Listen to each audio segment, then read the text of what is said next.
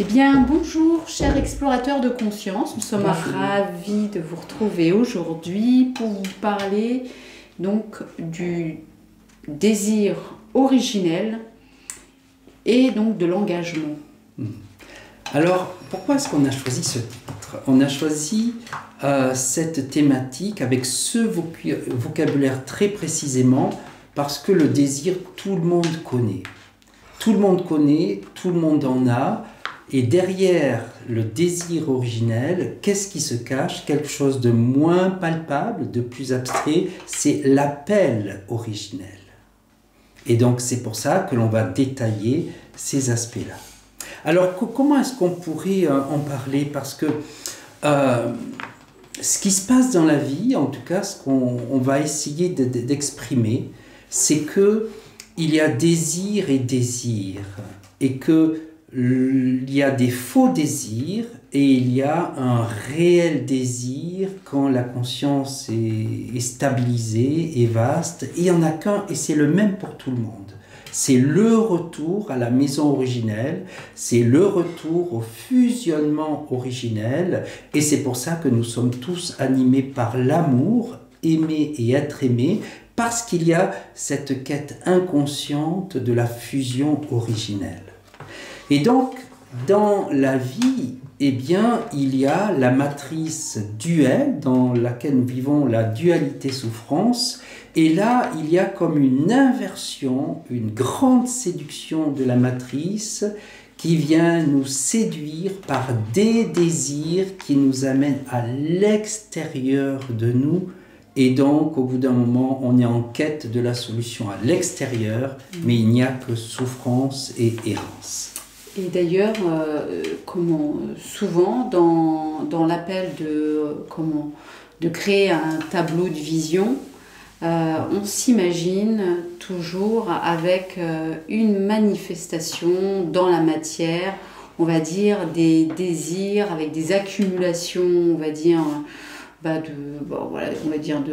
d'objets ou avoir la maison idéale. Souvent, en fait, le tableau de vision s'installe de cette manière-là quand on parle d'abondance. Rarement on va parler de mettre la vision d'une qualité de l'être en avant.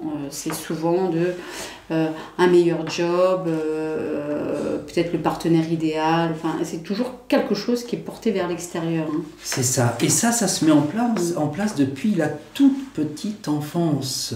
Et depuis la toute petite enfance, on est formaté comme pour aller chercher à l'extérieur. Et le fait d'aller chercher à l'extérieur, ça va créer comme une sorte de conditionnement pour nous éviter de revenir à l'intérieur de nous. Et c'est comme si la matrice dans laquelle nous sommes formatés nous éloigne de notre réalité, de notre identité, et crée une sorte de détournement de l'être, en fait. D'ailleurs, ce qu'on peut appeler les désirs, c'est comme les besoins non répondus. Et c'est pour ça qu'ils sont colorés de distorsion. Puisque, comme on a échangé, pour quelqu'un qui a envie de créer, mettre en place un projet ou juste d'être dans une action créatrice, eh bien, on va vivre le même phénomène au niveau de l'anatomie énergétique. C'est que l'estomac va venir s'ouvrir et va faire un appel et indiquer « j'ai faim ». Et le cerveau va imaginer qu'en fait, qu'il a faim de nourriture, alors qu'à cet endroit-là, il a faim de créativité, de mettre en avant un projet, d'exprimer quelque chose d'important pour lui. Et donc, le besoin vient se confondre avec l'appel, le désir de réalisation. C'est ça. Donc, il y a vraiment une sorte de grande confusion, parce que l'appel à la nourriture, je vais chercher pour me nourrir, mais cet appel, c'est une fin d'autre chose, et cette autre chose à partir de l'intérieur, et non pas venir de l'extérieur. Et c'est là où il y a une grande confusion, et c'est un détournement de notre être à tel point que dès que nous sommes adultes, tout le monde est conditionné par le fait de trouver à l'extérieur le bien-être, le bonheur, la pilule miracle, la solution magique, etc. Or, en allant chercher à l'extérieur, il n'y a pas d'issue, il n'y a qu'une voie d'errance et de souffrance. Parce qu'en fait, c'est comme si nous portions la mémoire un petit peu, enfin sûrement dans les meilleurs des cas, de ce moment où je tète, je reçois le lait, j'ai la sensation d'être repu, d'avoir le ventre plein, donc d'être en plénitude.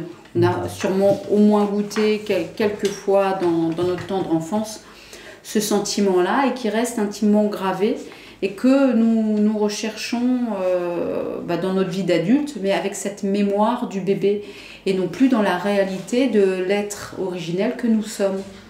C'est ça. Et donc les parents font de leur mieux avec leur bébé et pour amener un bien-être, ils font des cadeaux. Et ces cadeaux répondent à déplacer la référence du bien-être ou du bonheur à l'extérieur. Et donc ce qui crée au fur et à mesure du temps, le fait de conditionner bébé à devenir plus tard adulte et rechercher à l'extérieur ce qui ne l'est pas. Alors, comment est-ce qu'on pourrait parler plus précisément du lien entre l'errance et les désirs? Parce que vous avez compris, aller vers l'extérieur, la déférence, elle est projetée à l'extérieur, c'est la voie de l'errance et la voie de la souffrance.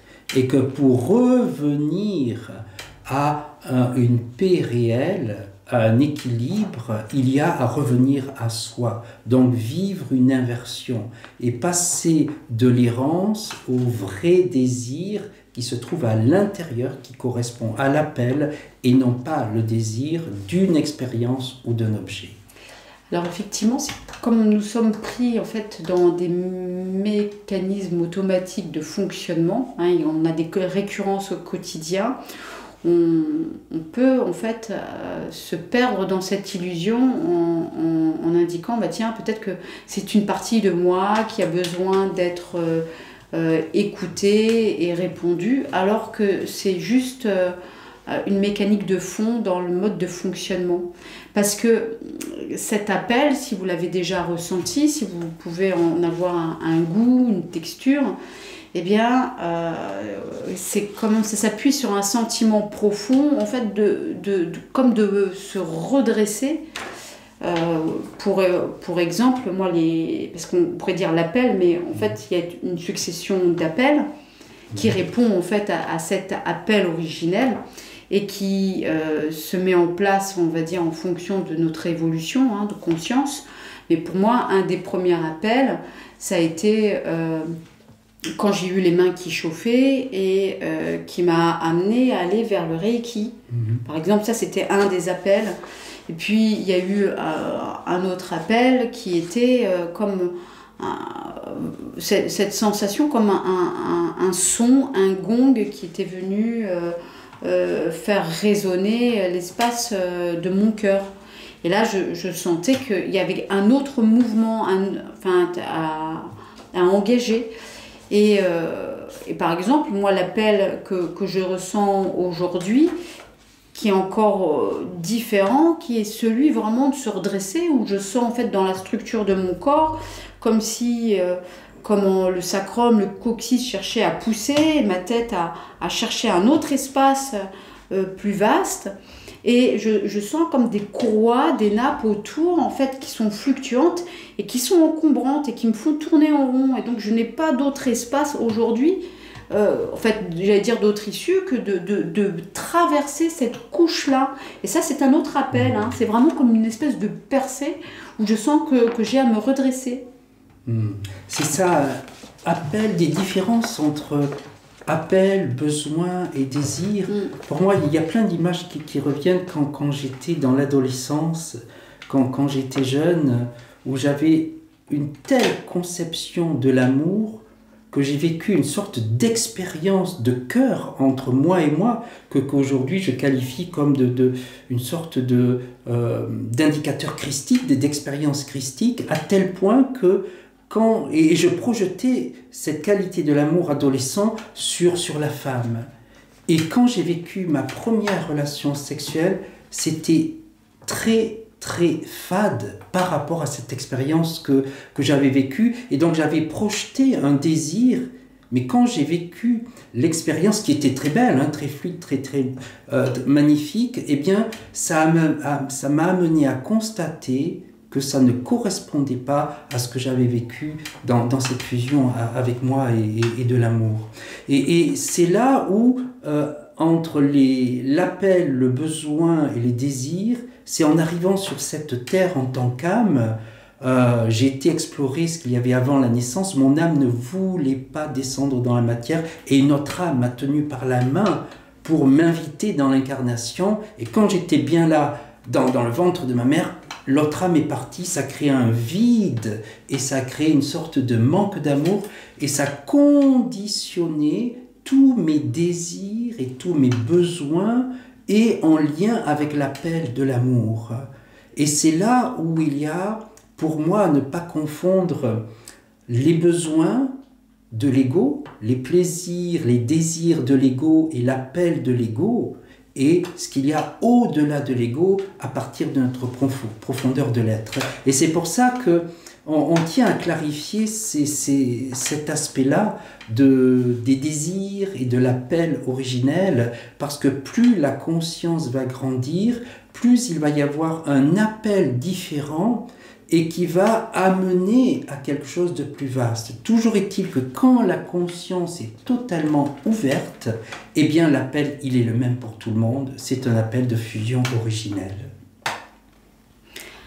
Alors on avait quelques questions à vous proposer qui seraient, bon, dans un premier temps, est-ce que vous ressentez cet appel originel? Est-ce qu'il y a eu déjà des expériences que vous souhaiteriez aussi partager? Et donc comment?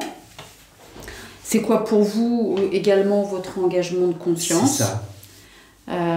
Qu'est-ce que vous êtes en mesure de placer dans votre direction pour, on va dire, tenir votre engagement afin de répondre à cet appel? C'est ça. Peut-être une petite parenthèse sur l'engagement de conscience. S'il n'est pas posé clairement, eh bien l'engagement est une nécessité parce que la vision n'a pas suffisamment de force et les aspects de la dualité tirent à nouveau vers l'extérieur et dans des aspects d'errance et de souffrance.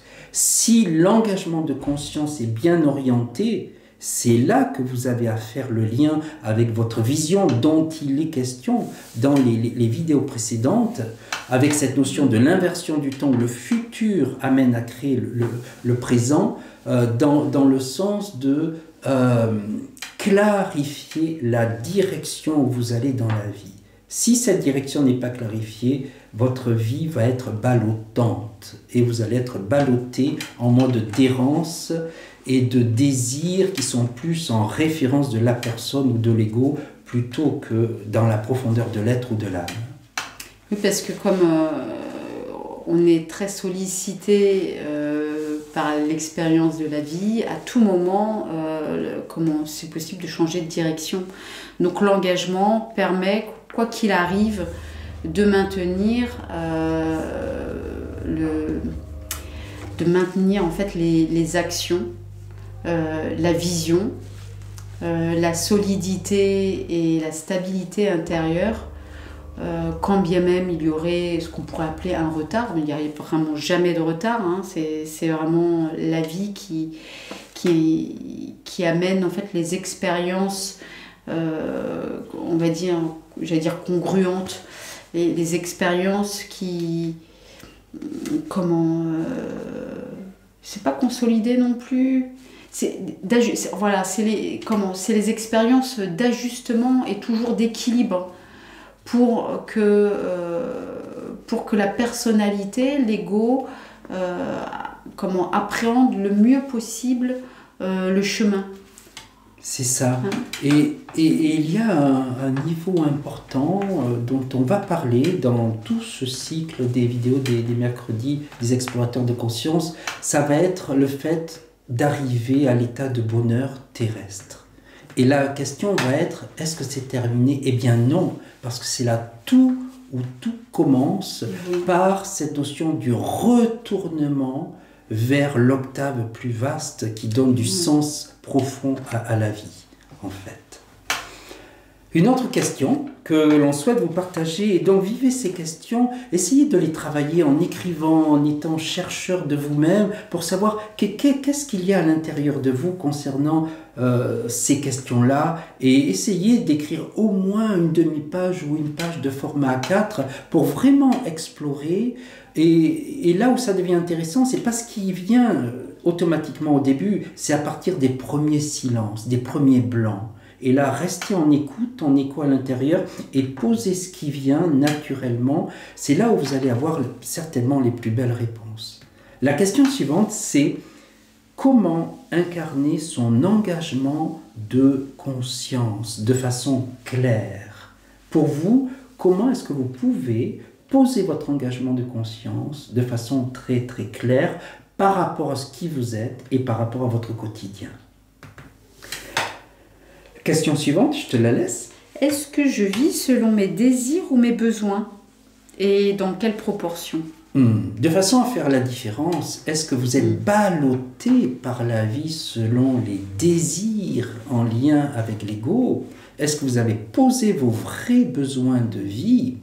Et comment est-ce que vous les vivez? Et c'est quoi le pourcentage des désirs? C'est quoi le pourcentage des besoins? Qu'est-ce qui correspond à une stabilité de votre évolution dans votre vie concrète? Quels sont les désirs récurrents qui m'emprisonnent dans la dualité? Ce qui revient régulièrement, ce qui me fait rechuter et à chaque fois j'ai besoin de remonter, ce qui retarde mon évolution, ce qui me fait reculer par rapport à mon appel d'avancer. Voilà, c'est cette question. Quel est l'engagement de conscience que je peux facilement et rapidement mettre en place? Il s'agit d'être dans le concret. Et dans le concret, je ne sais pas, tu voulais détailler? Un premier pas, qu'est-ce qui me viendrait naturellement? Je ne sais pas si j'ai des exemples. Alors moi j'en ai un qui me concerne, oui, parce que comme je suis concerné par le temps, tout le temps je dis j'ai pas le temps, j'empile, j'ai des listes et tout ça. Donc là peut-être une façon, l'engagement de conscience que je peux facilement et rapidement mettre en place, c'est la gestion du temps, non pas en regardant le temps, mais en regardant qu'est-ce qui est important d'être ou de faire. Et donc de mettre en priorité secondaire tout le reste de façon à aller droit au but. Et bien sûr, c'est pas figé, c'est évolutif. Donc, ces priorités vont évoluer, ces aspects vont évoluer. Ce qui va se dessiner, ça va être une orientation qui va se clarifier. Alors moi, ce qui me vient, parce que du coup, je vais te dire, laissez venir. En fait, c'est toujours la plage de silence qui est vraiment nécessaire. Ça pourrait être ça, d'ailleurs, mon quotidien. C'est d'offrir une plage de silence qui est vraiment nécessaire pour éviter, en fait, les emballements. Et c'est essentiel. Non, c'est des plages de silence. J'allais rajouter quelque chose. Non, des plages de silence pour goûter un état de paix, en fait. Juste être. J'ai vraiment besoin de contacter ça quotidiennement. Et donc, vous voyez, on va vous amener, lors du second atelier, à vivre quelque chose de beau dans le sens de la clarification de l'évolution de vie, de la vision, du retournement du temps, de l'inversion du temps, de cet aspect de l'appel intérieur. On va vous amener vers le fait de créer votre propre vision et de façon évolutive, en interaction avec Heidi qui est spécialiste en art-thérapie évolutive à ce niveau-là. Et donc je pense que ça va être très très riche pour cet atelier. Combiné avec un soutien pour mettre en place une méthodologie qui vous convient le mieux. Exactement, exactement. Et bon, on n'a pas commencé à travailler dessus, mais on sent déjà la quintessence, l'essence qui est là, et c'est magnifique. Ah, ça pousse, ça pousse. Nous vous invitons à noter vos vécus de façon à ce que nous puissions les partager lors de notre prochain live questions-réponses qui se passera également en session Zoom comme le premier qui a déjà été vécu. Et nous vous disons à très bientôt. Bye bye. Au revoir.